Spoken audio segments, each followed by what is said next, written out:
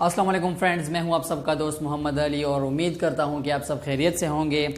Friends, आज हम जो है 10th क्लास की केमिस्ट्री का सेकंड लेक्चर लेने जा रहे हैं।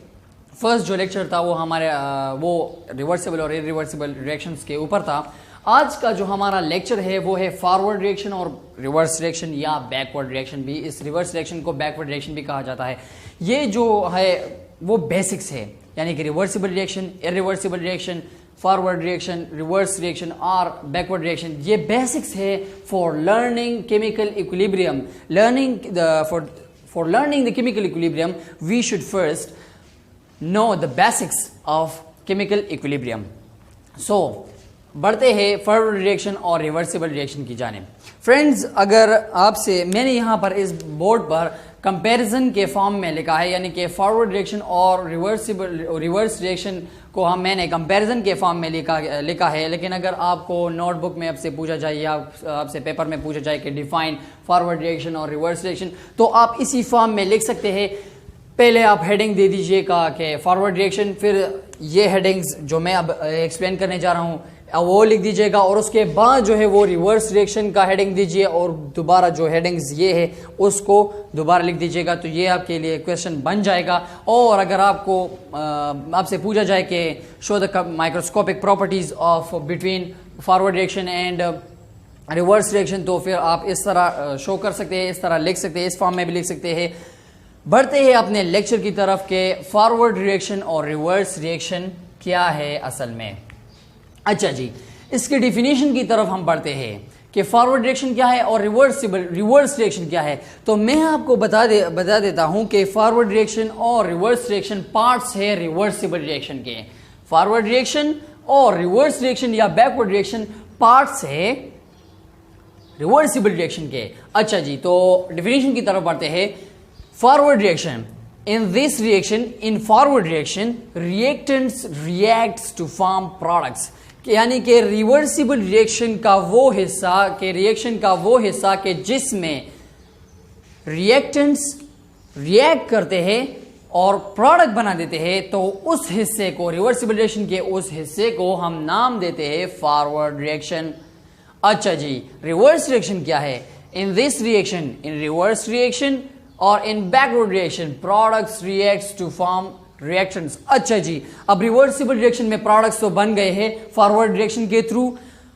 अब जब ये प्रोडक्ट्स रिएक्ट करते हैं, यानी कि दोबारा जब रिएक्शन करते हैं प्रोडक्ट्स और रिएक्टेंट्स बनाते हैं, रिएक्टेंट्स, तो उसे हम नाम देते हैं रिवर्सिबल रिएक्शन के उस हिस्से को हम नाम देते हैं रिवर्स रिएक्शन। सेकंड क्या पॉइंट है? सेकंड पॉइंट है ये डायरेक्शन। डायरेक्शन इसका क्या होगा? फॉरवर्ड रिएक्शन का जो डायरेक्शन होगा वो क्या होगा? सो वो होगा from left to right, from left to right होगा वो। और रिवर्स रिएक्शन या बैकवर्ड रिएक्शन का जो डायरेक्शन होगा वो होगा फ्रॉम राइट टू लेफ्ट, यानी it takes from right to left. From right to left जो होगा वो होगा reverse reaction, from left to right जो होगा वो होगा फॉरवर्ड रिएक्शन। अच्छा जी, अब इसकी इनिशियल स्पीड जो पॉइंट है, थर्ड पॉइंट जो इन दोनों के दरमियान आ रहा है वो है इनिशियल स्पीड, यानी कि इनिशियली जो इन दोनों के स्पीड होंगे रिएक्शन के वो क्या होंगे। तो फॉरवर्ड रिएक्शन का जो इनिशियल स्पीड होगा वो ही बहुत ज्यादा मैक्सिमम होगा, क्योंकि यहां पर रिएक्टेंट्स बहुत ज्यादा मौजूद है। और रिवर्स रिएक्शन का या बैकवर्ड रिएक्शन का जो स्पीड होगा, इनिशियल स्पीड, वो नेग्लेजिबल होगा, क्योंकि हमारे पास प्रोडक्ट्स है ही नहीं। सो लिहाजा इस वजह से इस इनिशियल स्पीड जो है रिवर्स रिएक्शन का या बैकवर्ड रिएक्शन का वो नेग्लेजिबल होगा। लेकिन फॉरवर्ड रिएक्शन का जो स्पीड होगा, इनिशियल स्पीड, वो बहुत ही ज्यादा फास्ट होगा, क्योंकि रिएक्टेंट्स हमारे पास ऑलरेडी मौजूद होंगे बहुत ज्यादा मिकदार में। अच्छा जी, अब हम इसकी ग्रेजुअल स्पीड के बारे में पढ़ते हैं कि इसकी ग्रेजुअल स्पीड क्या होगी। मतलब ये है कि ग्रेजुअली जाते जाते, यानी कि बढ़ते बढ़ते, ये इसका स्पीड किस तरह होगा और इसका स्पीड किस तरह होगा। So gradually it will slow down, forward reaction will gradually slow down, the speed of forward reaction will gradually slows down, क्योंकि जो है वो रिएक्शंस जो है वो कम होते जाएंगे। सो लिहाजा इसकी स्पीड भी कम होती जाएगी।